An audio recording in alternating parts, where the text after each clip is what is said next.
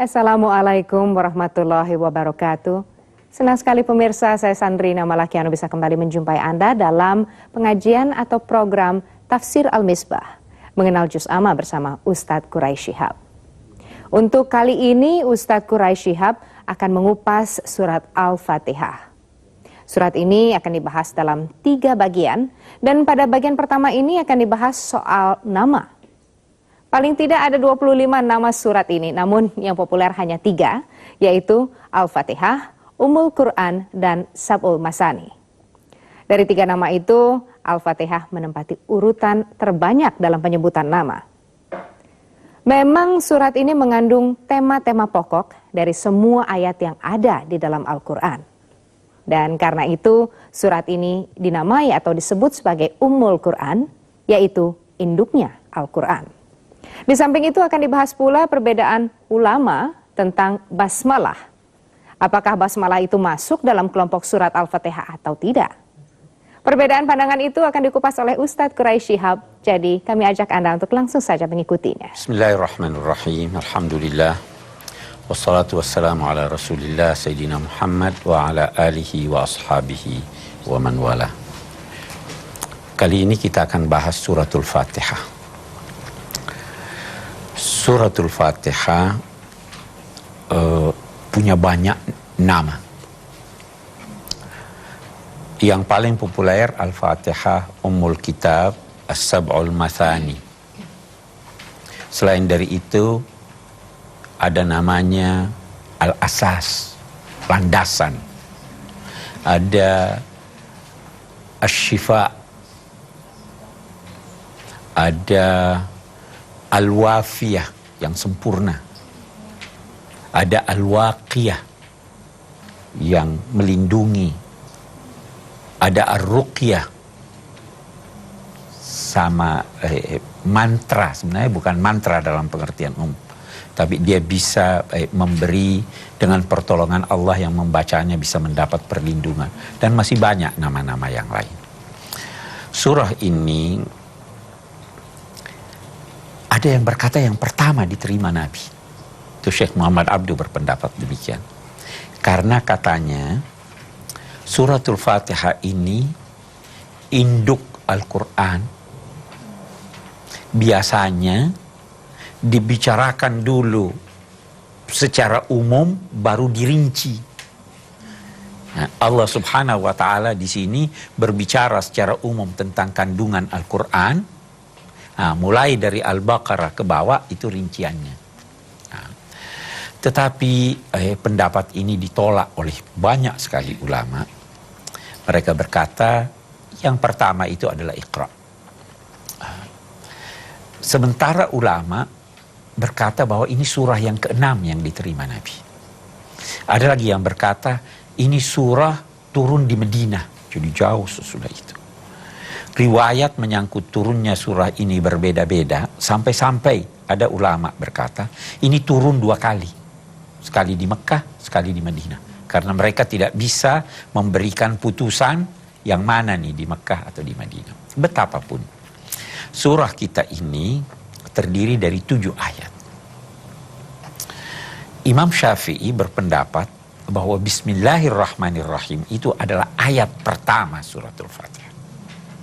Kalau Imam Malik berpendapat ayat pertamanya adalah Alhamdulillahirrabbilalamin. Itu sebabnya kalau Bapak Ibu ke Mekah, itu mereka tidak baca Bismillah di sana. Tapi dia mulai dengan Alhamdulillahirrabbilalamin. Tetapi itu bukan berarti Bismillahirrahmanirrahim bukan ayat Al-Quran. Karena di suratul Naml ada firman Allah, Innahu min Sulaiman wa innahu Bismillahirrahmanirrahim. Jadi Bismillahirrahmanirrahim itu adalah ayat Al-Quran. Oke. Itu juga menunjukkan bahwa Bismillahirrahmanirrahim sudah dikenal jauh sebelum itu disampaikan kepada Nabi Muhammad. Ya kan? Nabi Sulaiman sendiri sudah nulis surat awalnya Bismillahirrahmanirrahim. Oke. Mari kita lihat Bismillahirrahmanirrahim ini apa maknanya.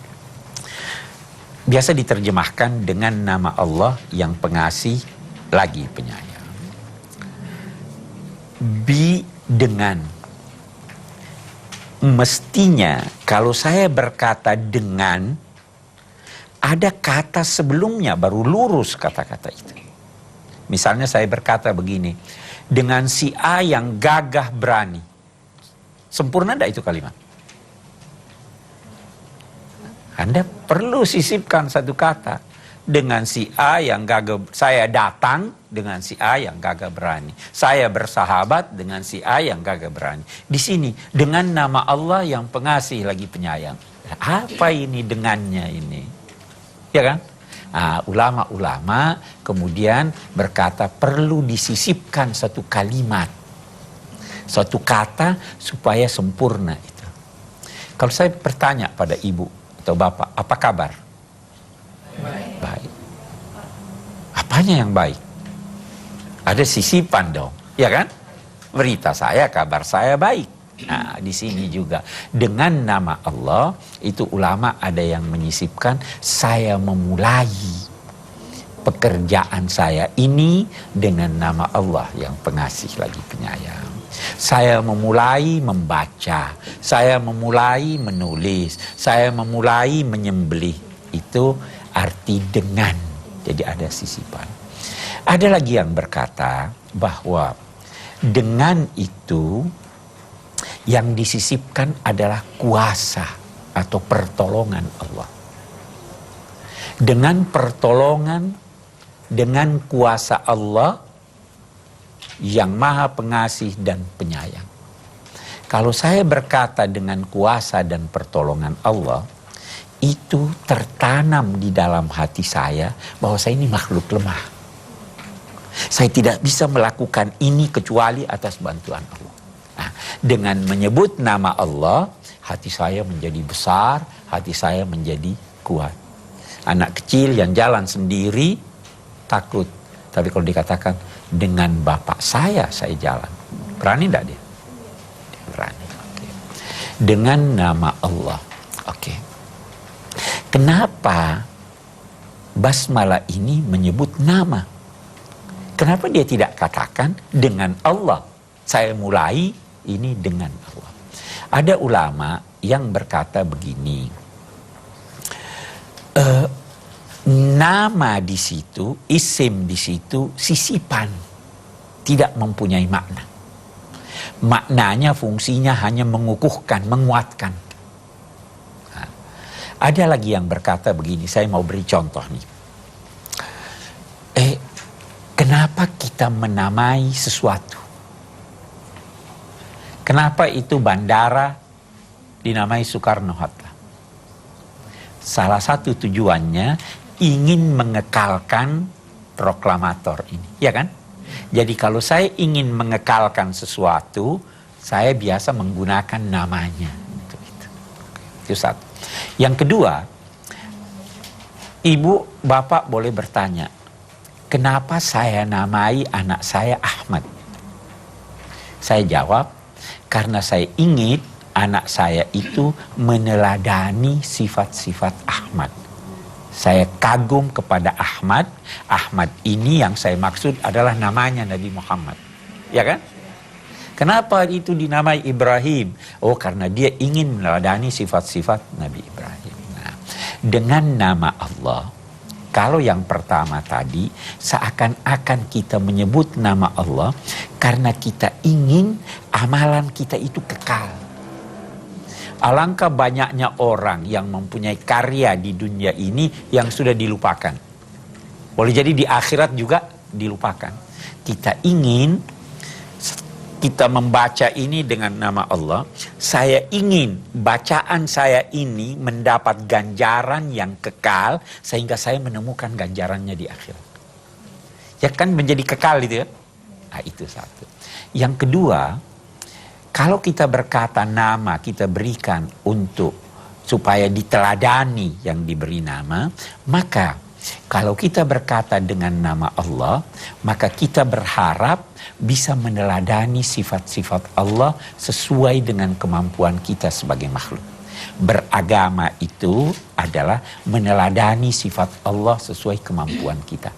Bagaimana Allah? Allah Maha Pengasih. Bagaimana Allah? Allah Maha Pemurah. Bagaimana Allah? Allah Maha Mengetahui. Itu kita teladani sesuai dengan kemampuan kita sebagai makhluk. Oke. Dengan nama Allah Ar-Rahman Ar-Rahim. Apa artinya Rahman? Katakan pengasih, Rahim penyayang. Tunggu dulu. Rahman itu pelimpah kasih kepada seluruh makhluk, mukmin atau bukan mukmin, binatang atau tumbuh-tumbuhan. Rahim itu adalah pelimpah rahmat di akhirat.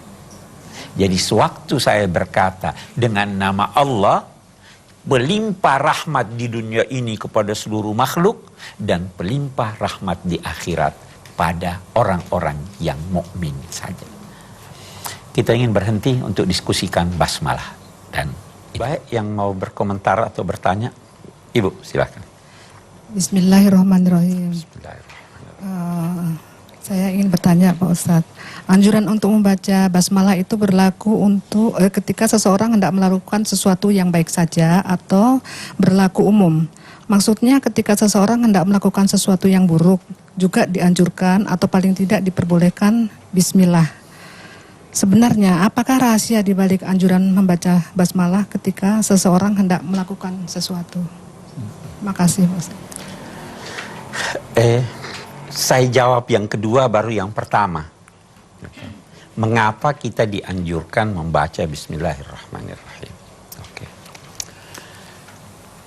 Tadi kita sudah terangkan dengan nama Allah Rahman yang melimpahkan kasih di dunia ini kepada semua makhluk. Muslim, bukan muslim, binatang, tumbuh-tumbuhan. Rahim yang melimpahkan rahmat khusus di akhirat. Kalau hati kita menyadari, memahami bahwa Tuhan melimpahkan rahmat buat seluruh makhluk, dan hati kita penuh dengan hal tersebut, yang keluar itu bagaimana? Gelas yang penuh sirup, keluarnya Coca-Cola atau tidak? Tidak, harus sirup juga. Kita disuruh menanamkan di dalam jiwa kita rahmat seperti rahmatnya Allah yang melimpahkan rahmat itu kepada seluruh makhluk. Orang kafir, binatang, tumbuh-tumbuhan. Sehingga kalau ibu seorang pembaca menghayati makna Bismillahirrahmanirrahim, pasti yang keluar dalam bentuk aktivitas rahmat juga. Iya kan? Kalau kita lagi sakit gigi, semuanya jelek. Ya, karena hati kita penuh dengan kedongkolan. Kalau orang lagi bercinta, semua dilihat indah. Ya kan? Kalau hati penuh dengan rahmat, rahmat bukan hanya sama muslim, pasti. Nah itu. Nah sekarang orang yang menyebut nama Allah, dia maha kuasa, dia maha mengetahui. Kira-kira orang yang mau buat jahat, dia baca bismillah? Pasti tidak. Begitu dia ingat bismillah waktu dia mau melakukan kejahatan, pasti dia batalkan kejahatannya. Kalau begitu, ya kan? Kalau begitu tidak ada anjuran Anda mau buat kejahatan terus baca bismillah. Mestinya waktu mau melakukan kejahatan, ingat kebesaran Allah, ingat rahmatnya kepada Anda, sehingga terhalangi melakukan itu. Saya kira itu Bu ya. Oke. Baik, yang lain. Bismillahirrahmanirrahim. Pak Ustadz yang saya hormati, pertanyaan saya begini. Kenapa surat Al-Fatihah disebut juga Ummul Quran? Baik. Sekian, terima kasih. Itu terambil dari kata amma ya ummu, berarti menuju.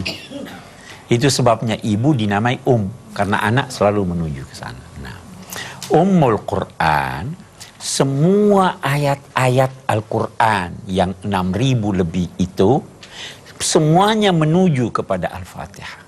Dalam arti, pada Al-Fatihah itu, induk tertuju kepadanya semua ayat-ayat Al-Quran, sehingga ayat-ayat Al-Quran lainnya merupakan rincian dari di dalam Al-Quran ada uraian tentang kewajiban ikhlas. Di Al-Fatihah ada uraian tentang kewajiban ikhlas. Di dalam Al-Quran ada uraian tentang sifat-sifat Allah. Di Al-Fatihah ada sifat-sifat Allah. Di dalam Al-Quran ada uraian tentang hari kiamat. Di surat Al-Fatihah ada uraian Maliki Yaumiddin. Di dalam Al-Quran ada kisah-kisah. Itu diisyaratkan ghairil maghdubi alaihim waladdallin. Nah, jadi Ummul Quran. Itu juga sebabnya dia dinamai As-Sab'ul Mathani. 7 ayat yang diulang-ulang. 7 ayat ini kandungannya diulang-ulang pada ayat-ayat yang lain.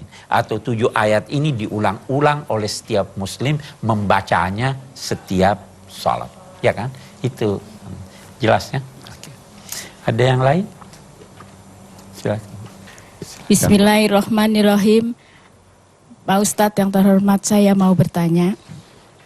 Di dalam membaca surat Al-Fatihah, ada yang baca Bismillah, ada yang membaca Bismillah. Apakah sumbernya dari hadis? Terima kasih. Kita tahu dulu, Nabi itu hidup di tengah umatnya selaku Nabi dalam waktu sekitar 23 tahun. Sahabat-sahabatnya ini mendengar beliau membaca ayat-ayat Al-Quran. Kemudian sahabat-sahabat itu menyampaikan kepada kita. Dalam konteks Al-Fatihah, ada riwayat-riwayat yang menyatakan bahwa Nabi tidak baca Bismillahirrahmanirrahim. Inilah yang menjadi pegangan Imam Malik. Ada lagi riwayat-riwayat yang kandungannya menyatakan bahwa Bismillah bagian dari Al-Fatihah. Inilah yang dipegang oleh Imam Syafi'i. Ada lagi ulama yang cari kompromi. Dia katakan, sudahlah kita tidak usah baca keras-keras, baca saja dalam hati. Ini pendapat Imam Abu Hanifah. Semua merujuk kepada Al-Quran. Karena itu, seorang yang bermazhab Syafi'i, yang berkata mesti baca Bismillah, itu sah saja sholatnya walaupun imamnya tidak baca Bismillah. Imamnya menganut. Karena apa? Ada yang dinamakan oleh ulama keragaman Nabi beribadah. Rupanya satu waktu baca Bismillah, di kali yang lain tidak baca Bismillah. Satu waktu letakkan tangannya begini, di kali lain begini, itu tidak perlu kita pertentangkan. Ya. Jadi karena semua mempunyai dasar dari riwayat-riwayat yang bisa dipertanggungjawabkan.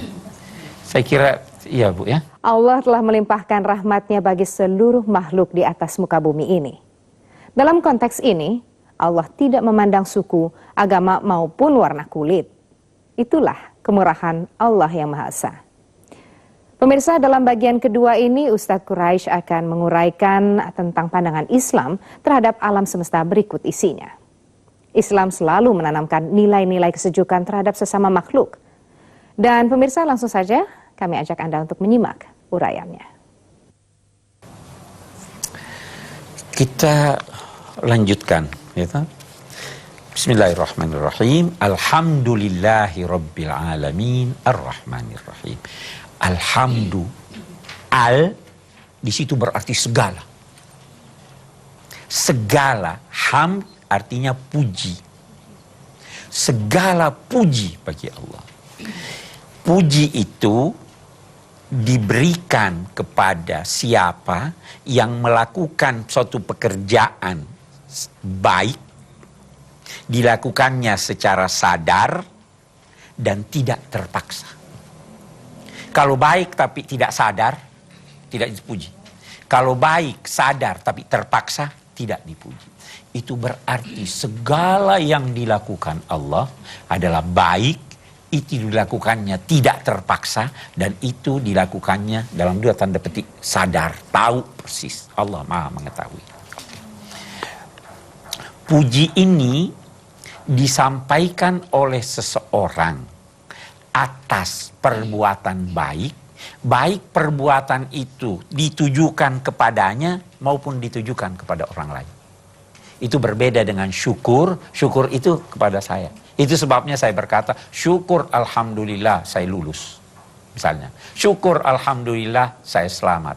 Tapi kalau alhamdulillah itu bisa buat saya, bisa buat orang lain. Alhamdulillah operasinya berhasil.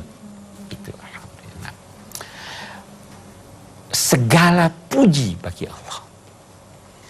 Kalau Anda melihat suatu kebaikan pada orang lain, sebelum Anda memujinya, puji dulu Allah. Karena Allah yang menganugerahkan kepadanya nikmat sehingga Anda bisa dapat. Atau orang lain bisa dapat. Saya beri contoh. Saya berhutang pada Bapak, saya diberi. Alhamdulillah pada Tuhan dulu. Kenapa? Dia yang beri itu orang uang. Ya kan?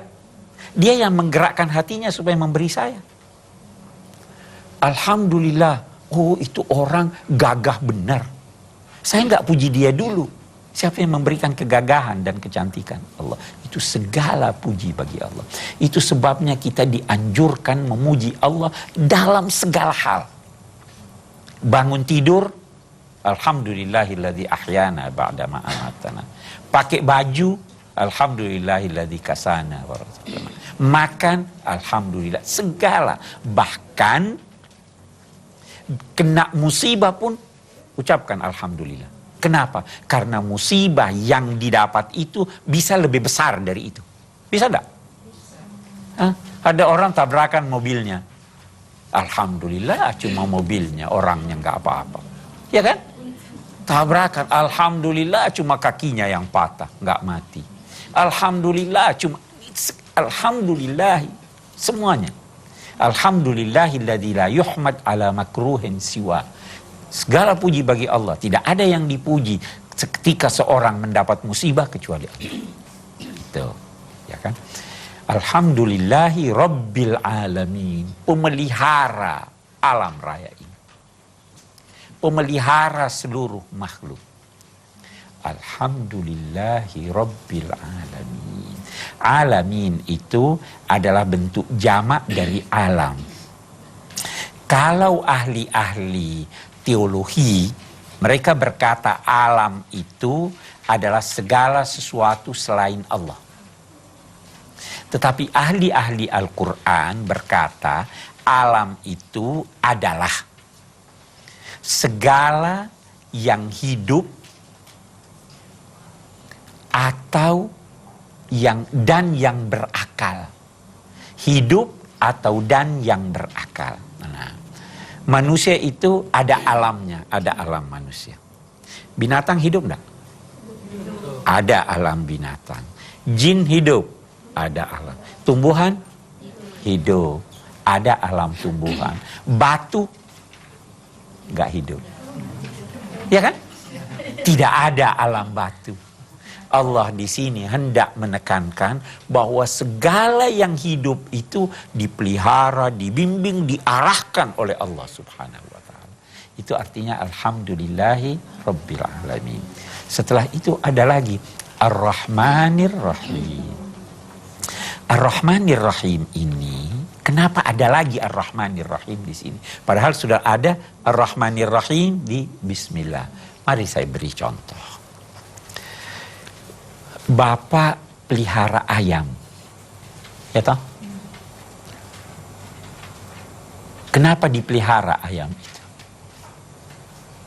Kenapa Bapak beri makan dia? Apa untuk kepentingan ayam atau untuk kepentingan Bapak? Nah. Bukan kepentingan ayamnya. Itu untuk kepentingan bapak itu, biar dia gemuk bisa dijual, ya kan? Ada perusahaan menyekolahkan dia punya karyawan. Tujuannya apa? Biar dia kembali bisa bekerja, bisa sukses. Jadi kalau begitu, ada pemeliharaan dan bimbingan pendidikan yang kembali manfaatnya buat yang membimbing. Ya kan? Allah begitu atau tidak? Tidak. Dia memelihara alam raya ini, memelihara manusia, jin dan sebagainya, bukan karena kepentingannya, tetapi semata-mata karena rahmat Allah Subhanahu wa Ta'ala. Rahman dan Rahim itu terambil dari kata rahmat. Rahmat Allah itu tidak bisa dibandingkan dengan rahmat makhluk. Kalau rahmat makhluk, apa itu rahmat? Rahmat makhluk itu rasa perih di dalam hati yang mendorong yang perih itu untuk beri bantuan. Saya beri contoh. Ada orang sakit. Aduh, kesian ya dia sakit. Perih enggak itu perasaan? Saya beri dia bantuan. Jadi rahmat manusia itu lahir dari keperihan. Ngomong-ngomong, kata Imam Ghazali, ada enggak sedikit kepentingan manusia di sini? Waktu Anda beri rahmat itu, ada enggak kepentingan Anda? Ada paling tidak sedikit, kata Imam Ghazali, ingin menghilangkan rasa perih itu. Ya kan? Kalau Tuhan, tidak ada rasa perihnya. Nah, kita lihat lagi. Rahmat Allah itu terlalu banyak. Hadis menggambarkan rahmat Allah itu 100. Satu dia beri pada makhluk. Yang satu yang ada pada makhluk ini, itulah yang dibagi-bagi antara seluruh makhluk hidup. Pernah lihat, kata Nabi, pernah lihat kuda angkat kakinya takut anaknya keinjak? Ya, itu sebagian dari rahmat, yang satu yang dibagi-bagi. Itu. Jadi rahmat Allah ini luas sekali. Nah, kita bertanya lagi, mengapa Allah memilih di dalam suratul Fatihah ini sifat Rahman dan Rahimnya? Kan dia punya sifat banyak. Kan dia bisa katakan Bismillahil Aliyul Qadir. Ya kan? Bisa dia katakan Bismillah Syadidul Iqab. Kenapa? Karena rahmat Allah itu yang paling dominan di antara semua sifat-sifatnya. Rahmati wasi'at kulla syai'. Rahmatku mencakup segala sesuatu.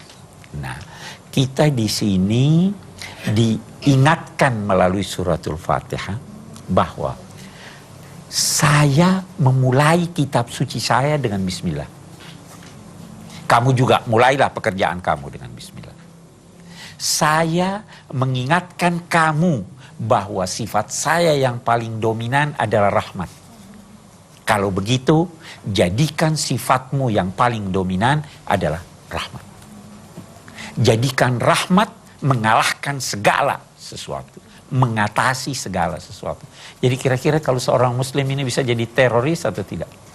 Tidak mungkin, tidak mungkin. Kita ini disuruh memberi rahmat. Ingat tadi, Rahman walaupun kepada binatang, walaupun kepada tumbuh-tumbuhan, ya kan? Jadi kalau mau menyembelih binatang, kasih rahmat. Asah dulu pisaumu. Ada kembang belum mekar, rahmati dia. Beri dia kesempatan untuk mekar, jangan dicabut.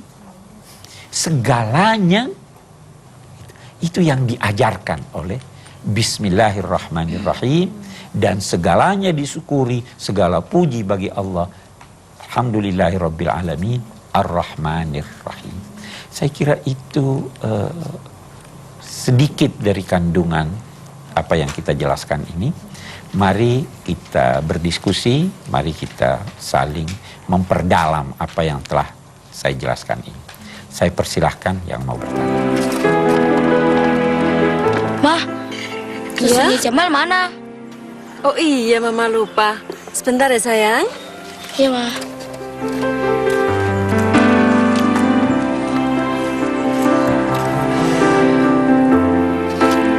Ayo Jamal, baca basmalah dulu.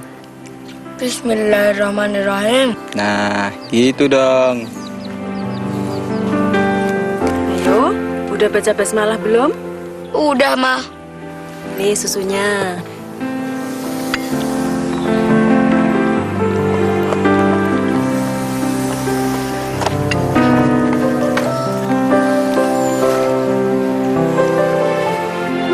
Mah, Kak Ica kok gak baca bismillah sih? Diam loh. Bawel aja. Ica, sama adiknya kok begitu? Ayo, baca basmalah dulu. Ica udah baca, Mah, tapi dalam hati. Boleh, Mah, baca basmalah itu dalam hati. Boleh sih boleh sayang, tapi yang namanya membaca itu harus diucapkan dengan suara. Sudah. Sama adiknya kok senangnya pada ribut.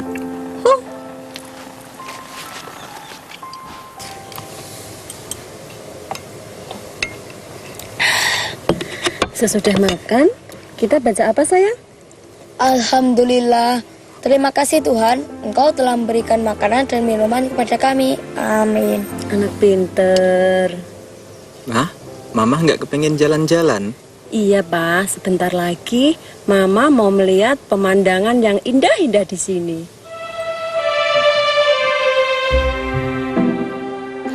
Betapa indahnya pemandangan di sini. Betapa besar kekuasaan-Mu, ya Allah. Ya sayang. Astagfirullahaladzim. Aduh, nggak apa-apa sayang. Aduh, Nggak apa-apa ya. sakit, Mah. Aduh, Mah sakit nih. Wah, ini sih kesleo. Coba Mama benerin. Tahan ya. Bismillahirrahmanirrahim. Aduh, sakit, Mah. Iya. Aduh. Nih udah baik nih, udah baik lagi. Coba berdiri. Ayo. Aduh. Gimana? Udah enakan kan? Wah, udah, Mah. Ini udah enakan nih. Alhamdulillahirabbil alamin. Sip, Mah. Terima kasih ya. Iya sayang, sekarang boleh main lagi. Tapi hati-hati ya. Oke, Mah. Iya. Silakan. Bismillahirrahmanirrahim. Saya ingin bertanya, Pak Ustadz, bila seseorang melakukan sholat tetapi lupa membaca surat Al-Fatihah, itu sholatnya sah atau tidak, Pak Ustadz? Terima kasih. La salata liman lam yaqra' bi Fatihatil Kitab. Itu sabda Nabi. Tidak sah salat yang tidak membaca suratul Fatihah. Tuh, jelas ya jawabannya. Silahkan yang kedua. Siapa? Anda. Silahkan. Assalamualaikum. Bismillahirrahmanirrahim. Pak Ustadz yang terhormat, kita sebagai orang muslim dianjurkan untuk mempunyai sifat rahman terhadap semua makhluk Allah. Yang menjadi pertanyaan saya, bagaimanakah jika ada seorang muslim dalam interaksi bermasyarakat kurang menunjukkan sifat rahman terhadap sesama makhluk Allah? Terima kasih. Kurang menunjukkan. Semakin kurang keberagamaannya. Itu ya tahu, itu kan prinsipnya begini. Ad-dinul muamalah. Keberagamaan itu adalah interaksi harmonis. Semakin harmonis hubungan Anda dengan pihak lain, semakin tinggi keberagamaan Anda. Semakin banyak rahmat yang Anda berikan kepada makhluk, semakin tinggi nilai keberagamaan Anda. Semakin sedikit juga.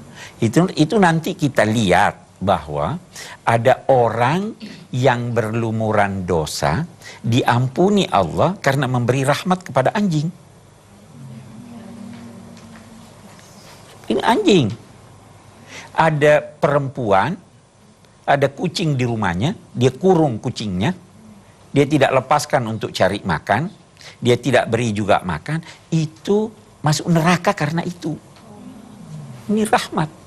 Jadi semakin banyak rahmat Anda curahkan kepada yang lain, semakin terbukti keberagamaan Anda. Nah, saya hanya ingin tambahkan di sini satu hal. Jangan ada yang berkata, karena kita bicara binatang, lah kalau begitu kenapa kita sembelih binatang? Apa enggak ada rahmat itu? Nah, bukan demikian. Kita ini manusia sebagai khalifah.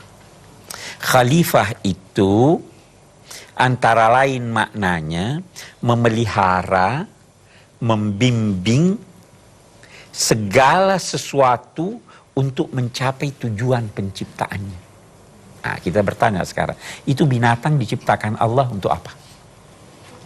Antara lain untuk kita kendarai, ya kan? Kalau makanan binatang halal untuk kita makan. Nah, untuk mencapai tujuan penciptaan binatang yang halal dimakan ini, antara lain dia disembelih untuk kita makan. Jadi kita mengantar dia menuju tujuan penciptaannya. Itu bentuk rahmat kita. Karena itu, jangan potong ayam yang masih terlalu kecil. Ya kan? Karena ini belum mencapai tujuan penciptaannya. Jangan petik buah yang belum matang kecuali kalau ada tujuan penciptaan. Mungkin ada yang ngidam, ya kan? Ya, satu contoh misalnya, ya toh, mau dijadikan obat. Jangan petik kembang sebelum dia mekar. Itu tujuan penciptaan, itu tugas kita kepada khalifah. Nah, rahmat dan kasih sayang kita kepada makhluk ini antara lain mengantar dia mencapai tujuan penciptaan. Itu rahmat. Kalau tidak ada rahmat itu, keberagamaannya kurang. Ada sahabat Nabi, dikatakan saya punya anak 10, saya tidak pernah cium. Kata Nabi, apa yang saya harus lakukan kalau Allah mencabut rahmat dari hatimu? Ya kan? Jadi itu maksudnya ya. Nah, jadi semakin banyak rahmat Anda tunjukkan kepada makhluk, semakin tinggi keberagamaan Anda. Dan gitu, baik. Silahkan, siapa lagi Ibu? Oke. Terima kasih. Bismillahirrahmanirrahim. Ustadz, saya mau tanya bahwa biasanya pujian itu untuk Tuhan, tetapi sebagai manusia kita juga selalu ingin dipuji. Sampai di mana batasan pujian bagi manusia? Terima kasih. Satu dulu hal yang kita mau lihat, mungkin bisa menjawab pertanyaan Ibu. Di sini dia katakan Alhamdulillahi Rabbil Alamin. Di tempat lain itu tidak pakai Rabbil Alamin. Wa qulil hamdulillah. Ya kan? Saya ingin tanya, panjang atau singkat ini pujian? Cuma 2 kata nih buat Tuhan. Alhamdulillah. Hei, yang mau muji Tuhan saja cuma 2 kata yang kamu gunakan untuk muji. Jangan berlebihan kalau puji orang. Ya kan? Ini. Yang kedua, nanti kita akan bahas iyyaka na'budu, hanya kepadamu kami menyembah. Alhamdulillah, segala puji bagi Allah. Sewaktu saya berkata kepadamu, hadir enggak Tuhan di hadapan saya? Hadir. Waktu saya berkata segala puji baginya, hadir enggak Tuhan di hadapan saya? Baginya. Tidak hadir. Jangan puji orang di hadapannya. Karena apalagi kalau banyak Anda memuji orang di hadapannya, pujiannya bisa menjerumuskan dia.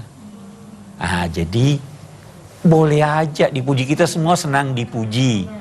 Tetapi jangan sampai terjerumus di dalam pujian. Karena itu yang muji juga jangan terlalu banyak muji, yang dipuji juga supaya sadar jangan termakan oleh pujian. Dan ingatlah bahwa segala puji itu bagi Allah, bukan Anda sebenarnya. Di atas tuh yang memberi. Kalau ini tidak terbawa kita oleh itu. Saya kira itu yang bisa kita lihat dari surah Al-Fatihah ini.